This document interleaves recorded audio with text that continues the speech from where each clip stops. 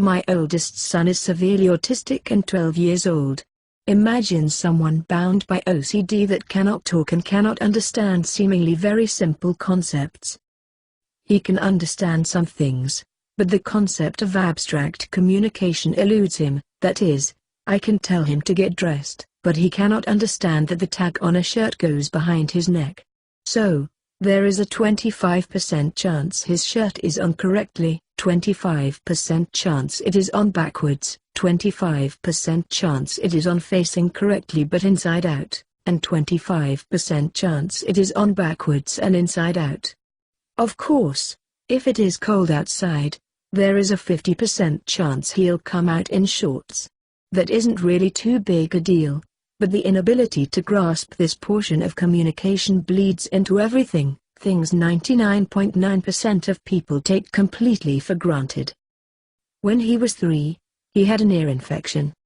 We didn't know that, of course, we just knew that he was inconsolable and in pain from something. He does not understand questions like "Does it hurt here?" or "Show me where it hurts," or "Does your stomach hurt?" Eventually his eardrum burst out yellow stuff and we said, "Oh, earache." He has never been given an aspirin for a headache. He's probably had a headache, but I don't know. He can't tell us if he has a headache, or any other kind of ache. He can use the toilet, but doesn't really get using toilet paper.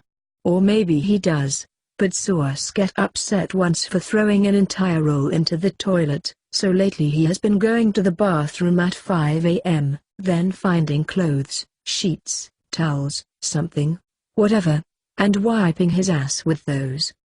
We've pretty much run the washing machine on sanitize about 0.75 times a day the last 2 weeks. He's got a reason for it somewhere in his head that makes sense to him, but he can't tell us what it is, and we can't get him to figure out to fucking come and get us if he's taken a shit. We've taken to hiding foods he prefers in the house, given free rein to potato chips, or hummus, or cranberries, or fucking whatever. He'll eat, and then throw up later that night. It's not his fault. He's been on antipsychotics for a few years now, one side effect of which is weight gain. I fucking hate, giving him antipsychotics, but not quite as much as how he acted when he wasn't on them.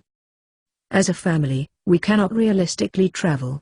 Interruptions to his routine result in a constant moan, whine, crying, occasional outburst of self-injury, or early, attacking others. The pain and fear he feels is very real to him, and we are powerless to provide him comfort. Instead, my wife will travel with my other sons while I stay home with him. He has never had a friend that was not direct family or therapist. I don't see how he ever will. He will never kiss a girl, drive a car, or have a job. I have no idea if he wants to do those things or not, or if he knows they exist as things at all. In the early days of his autism, we threw therapies at him by writing checks against the house and credit card companies to the tune of $30K plus year for 5 years or so. Insurance has subsequently helped out some with this. We're still digging our way out of that, slowly but surely. Ultimately, however, they haven't really done much in the context of turning him into a person that can live his own life. For example, they are working on having him keep a band-aid on. They've had that as part of his program for about 6 months, and he'll keep a band-aid on for 15 minutes or so. Great. The reality is that when he gets a cut or laceration, it sits open for weeks. He simply will constantly tear away any bandages. I'm sure that he has good reasons in his mind for not wanting a bandage on, but he just doesn't understand the concept of medicine making you feel better in a few days. None of those things seem to get through. He's never been to the dentist.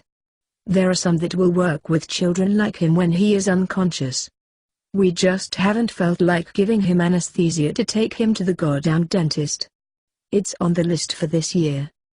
He goes through periods of self-injury. When he was a toddler, he banged his head a lot. He broke a few windows in our home. He very likely concussed himself a few times.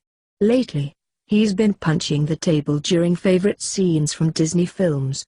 He has a blood blister about 3 inches long on both hands. He understands when we tell him, "Don't do that, punch the pillow instead." He'll punch the pillow for a few minutes, and then start banging the walls again. He is simply a slave to the routine.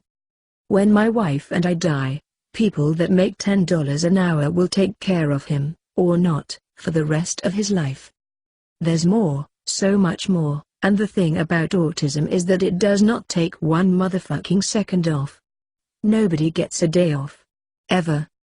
He works harder than anyone I know, harder than anyone reading this thread will ever work, and gets shit to show for it. He inhabits a world where everything is too loud, too bright, too confusing and too unconforming to his patterns, and is trying as best as he can to navigate through it. He didn't ask for any of this. Sometimes he's got a dickhead further who gets mad at him, who resents him for all of these things and a million others that he cannot control. Me. But he deserves better than that, so I'm trying, every fucking hour of the day, to remember that he is the one who got the raw deal, not me, not his brothers, him. I have bad moments, but no longer bad weeks or days.